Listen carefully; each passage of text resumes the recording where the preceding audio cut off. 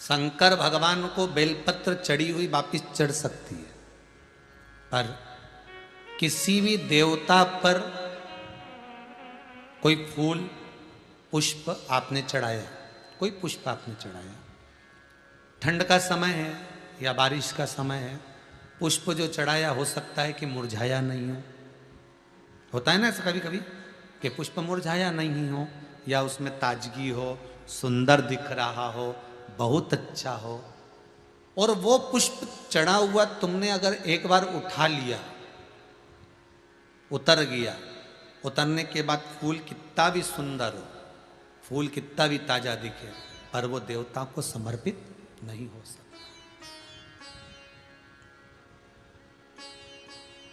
भले उसमें सुंदरता है।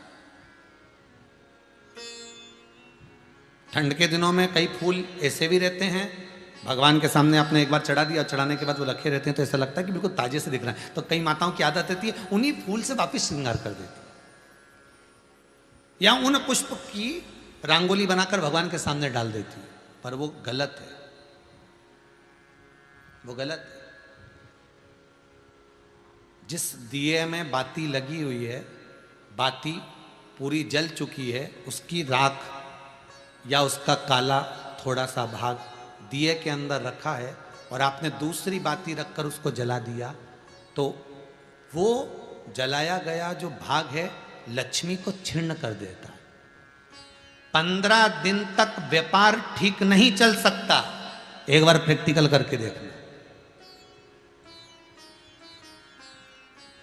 दिए के अंदर अगर कोई बाती जल गई, जलने के बाद ठंडी हो गई, ठंडी होकर उसमें राख पड़ी हुई है, या उसके अंदर कोई काला सा आप गोल बत्ती लगाते तो काला का एक भाग काला काला सा जला हुआ उसके अंदर रह जाता है। कई लोगों की आदत रहती है कि अब शाम का टाइम तो है, उसको कौन हटाए, उसी में अपन दूसरी बत्ती रख दो, जला दो, उसी में रखकर दूसरी बत्ती जला दो। भाग उसी में पड़ा हुआ है पुराना, और आपने दूसरी बत्ती अगर रखकर जला दी है, व्यापार होगा, व्यवसाय होगा, या फिर घर में रखा हुआ धन होगा, 15 दिन के लिए वो छिन्न होगा, वो जाएगा। पैसा टिकने वाला नहीं 15 दिन तक, चाहे कुछ भी कर लो, ठीक नहीं चल सकता व्यापार। तुम कितना भी दम लगा लो। कई लोग कहते भी होंगे कि हमारी दुकान तो 8 दिन तो अच्छी चलती, 8 दिन के बाद नए क्या हो जाता है, 15 दिन अच्छी चलती, 15 दिन के बाद नए जाने क्या हो जाता है। तो उसमें गलती ढूंढो कि हम गलती क्या कर रहे हैं। नहीं तो व्यापार तो अच्छा चल रहा है, ग्राहक भी आ रहे हैं, सब कुछ होता है। जब 15 दिन ग्राहक आते हैं तो 15 दिन क्यों नहीं आते, 8 दिन ग्राहक आते हैं तो 8 दिन क्यों नहीं आते। उसके पीछे तुम्हारा कोई कारण होगा। फिर अपनी गलती को ढूंढो कि हमारी गलती क्या हो रही। या तो बहुएं या सास या घर में रहने वाला कोई व्यक्ति या घर के बच्चे दिए में दिया रखकर जला देते हैं, मतलब उस बाती को फिर रखकर जला दिया, तो अब उसको तो तुम्हें भोगना है। अब उनको नहीं मालूम कि गलती क्या हो रही, गलती अपन कर रहे हैं। कितना सुंदर संवाद है वहां, बहुत ध्यान दीजिएगा जरा। अग्नि पुराण, स्कंद पुराण, दोनों पुराण में स्मरण करिएगा। कार्तिक खंड स्कंद पुराण का पढ़िए और अग्नि पुराण का भाग पढ़िए। बेलपत्री का पेड़ हो, पीपल का पेड़ हो, बड़ का वृक्ष हो, चाहे आंवले का वृक्ष हो, चाहे घर मंदिर से बाहर जाकर, अर्थात घर से बाहर जाकर, मंदिर से बाहर जाकर खुले में अगर आप कोई दिया जला रहे हो, दीप प्रकट कर रहे हो, तो उसमें इतना घी इतना तेल मत डालकर जलाना कि दिया ठंडा हो जाए और तेल और घी उसमें पड़ा की पड़ा रह जाए। ध्यान दीजिएगा महाराज।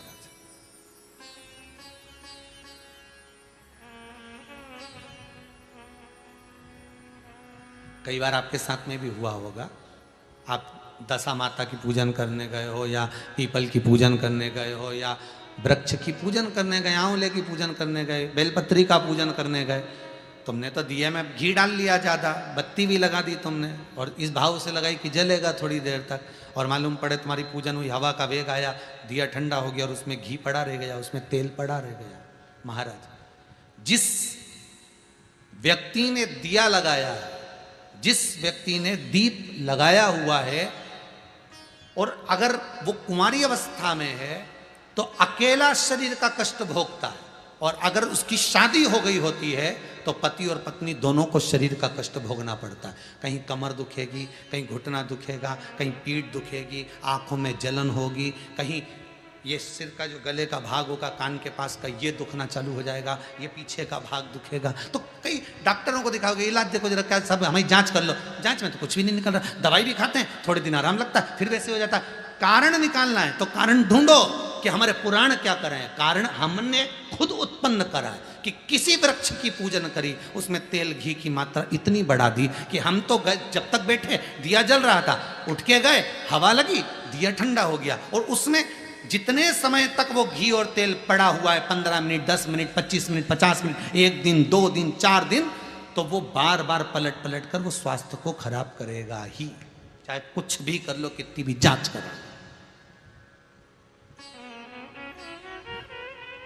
कितनी भी जांच कराओ। फिर तुम अपने हॉस्पिटल में जाओ, जांच कराओ, लिख दी हमने तो कि इसकी जांच कराओ, ने उसकी जांच कराओ, पर उसको गलती ढूंढो कि अपन क्या गलती कर रहे हैं, गलती किस जगह पर हो रही है। आप आए नहीं और सुबह हो गई, मेरी पूजा की थाली धरी की धरी, क्यों नहीं आए,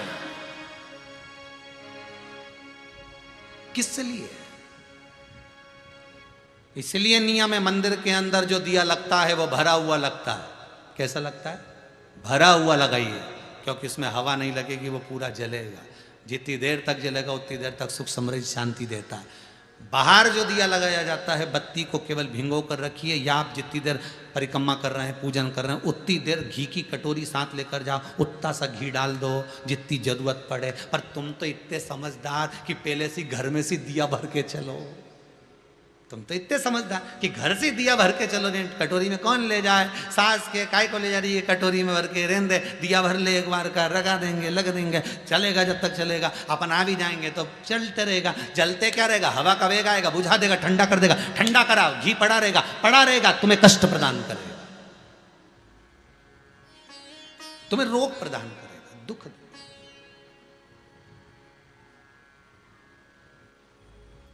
जो समझदार माताएं होती हैं ना, जो समझदार लोग होते हैं ना, वो बाहर जब भी पूजन करने जाते हैं तो प्रयास करते हैं कि घी का दिया लगा रहे हैं ना, तो उसमें प्रयास करते हैं कि आते आते उसमें कपूर का टुकड़ा पटक देते हैं। जो चतुर होते हैं आते आते क्या करते हैं, दिए के अंदर कपूर का टुकड़ा पटक देते हैं। कपूर का टुकड़ा पटक मतलब अपनी पूजन वूजन सब हो गई, अब अपन जाएंगे, बाहर निकलेंगे, जब तक कपूर में इतनी दम होती है कि वो उस बत्ती को पूरे को जला सकता है, वो घी को भी पूरा जला सकता है। तो इतना सा कपूर का टुकड़ा उसमें पटक के और आ जाता है, जिससे वो पूर्ण जल जाए, पूर्ण तरह से वो हो जाए, उसकी पूर्णता है। शिव जी कह रहे हैं ये पुत्र मेरा नहीं है, तुम इसको समुद्र में डाल दो। नहीं, समुद्र में नहीं डाल सकती, मैंने इसको गोदी में लिया, मेरे पुत्र है, इसको मैं रखूंगा। शंकर भगवान ने समझाया, पार्वती नहीं मानी, बहुत समझाया, आखिरी में पार्वती ने समुद्र में फेंक दिया, हिरण्याक्ष ने उसको झेल लिया, पालन करा, उसका नाम अंधकासुर। हिरण्याक्ष को वराह भगवान ने मार दिया, अकेला पड़ गया। तब करा, साधना करी अंधकासुर ने, ब्रह्मा जी से वर मांगा कि मुझे वर दीजिए कि मेरे प्राण न छूटे। ब्रह्मा जी ने कहा ऐसा हो नहीं सकता कि प्राण न छूटे, जन्मे हो तो मरना तो पड़ेगा, संसार की रीत है, आए हो तो जाओगे, बस इतना है कि जितनी जिंदगी को अच्छे से जी सकते हो जी लो, मरना तो है, आया हो तो जाना ही पड़ेगा। अपने जीवन को खुश होकर जी लो, अपने जीवन को।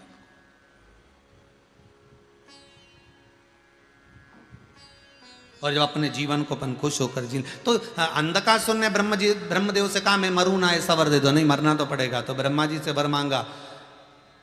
अंधकासुर को मालूम था मेरे पिताजी ने कहा है ना तेरी कोई माता है ना कोई तेरा पिता है, पानी में बहकर आया था, मैंने पकड़ कर तेरा पालन किया।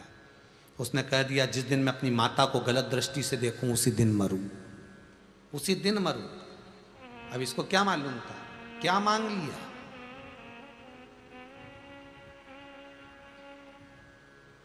मांगने का भी तरीका होता है भगवान से कि हम क्या मांग रहे हैं। एक व्यक्ति, दो व्यक्ति थे, दो मित्र, दोनों भगवान शंकर के पास गए, भोलेनाथ जी कृपा कर दो। शंकर जी ने कहा मांगो क्या चाहिए।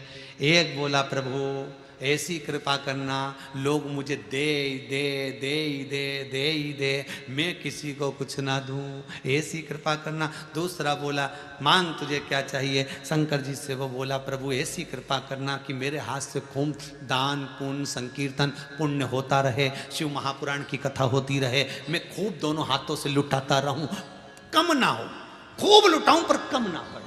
शंकर जी ने कहा तथास्तु। जिसने मांगा था कि मुझे लोग दे ही दे दे ही दे, वो 3 बत्ती चौराहे पे मांग रहा भीख, उसे लोग दे ही रहे दे ही रहे दे ही रहे, भिखारी बन गया। और जिसने कहा था मैं दोनों हाथों से लुटाऊं, वो भगत बन गया। भगवान दे भी रहा है, वो लुटा भी रहा है, उसकी कृपा। मैं मरूं ना तो क्या, मरना तो पड़ेगा, मृत्यु निश्चित है, जाना तो पड़ेगा, ठीक है। माता को गलत दृष्टि से देखूं तब मरूं, ठीक है। इसके मन में आने के बाद विचार आ गया कि मैं विवाह करना चाहता हूं, कोई सुंदर कन्या हो तो ढूंढ कर लाओ। अब सुंदर कन्या ढूंढने के लिए जा रहे हैं, तो सुंदर जो कन्या थी किसी ने आकर कह दिया उसको तो शंकर जी ले गए, उसको शिव ले गए। जो सुंदर थी वो तो ओघड़दानी के पास में, ओघड़ी के पास में। ओहो, फिर अब जब वो शंकर जी के पास में है तो उसको लाना तो मुश्किल है। अंधकासुर ने कहा कि मैं इतना सुंदर और शंकर क्या लागे मेरे आगे, तो चलो मैं चलता हूं। जो गए माता जगत जननी जगदम्बा पार्वती के सम्मुख में, जो पहुंचे माँ आद्य शक्ति, माँ दुर्गा भवानी, माँ जगत जननी का जो प्रतिबिंब, जो स्वरूप देखा, अंधकासुर को लगा कितनी सुंदर है, पर जान नहीं पाया कि यही तेरी जननी है, यही माता है, इसने तुझे लाड लड़ाया है, स्नेह करा है, प्रेम करा है पुत्र की तरह,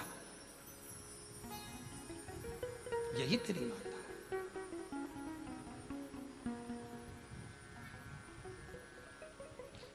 यही तेरी माता।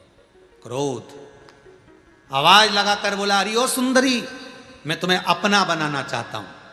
माता को क्रोध आ गया पर कर कुछ नहीं सकती, रोती है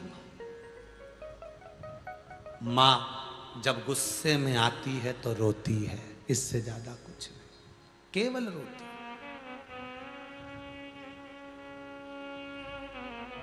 आंखों से अश्रु बहता, क्या बोले वो, क्या बोल सकते। शंकर भगवान आए, बाबा ने तुरंत बाल भैरव को प्रकट कर कर अंधकासुर के प्राणों को हारा। बाल भैरव ने आकर प्राणों को हर लिया अंधकासुर।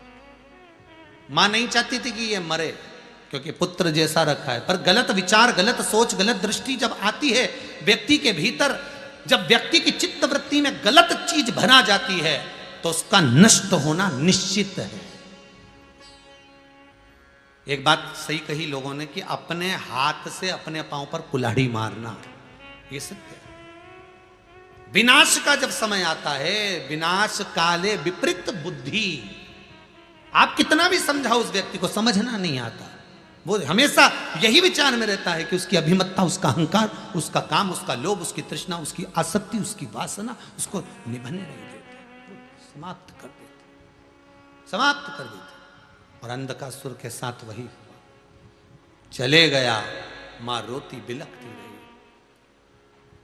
हमारे भीतर भी ये विचार ना आए, बहुत बहुत ध्यान दीजिएगा। अहंकार, काम, लोभ, आसक्ति, तृष्णा, वासना, ये सब सम्मुख में ना आ जाए, इसका ध्यान रखिए। शिव की शरणागति ले लो। इसलिए शंकर की कथा बार बार कहती है तुम अपना कुछ दो, तो अपना क्या है, केवल अहंकार अपना है। अहंकार शंकर को दे दो, शंकर तुम्हें अपना बना लेगा, फिर उसको कुछ भी नहीं चाहिए, फिर वो शिव अपना बनाएगा। ऐसा मेरा कालों का काल महाकाल है। बड़े भाव से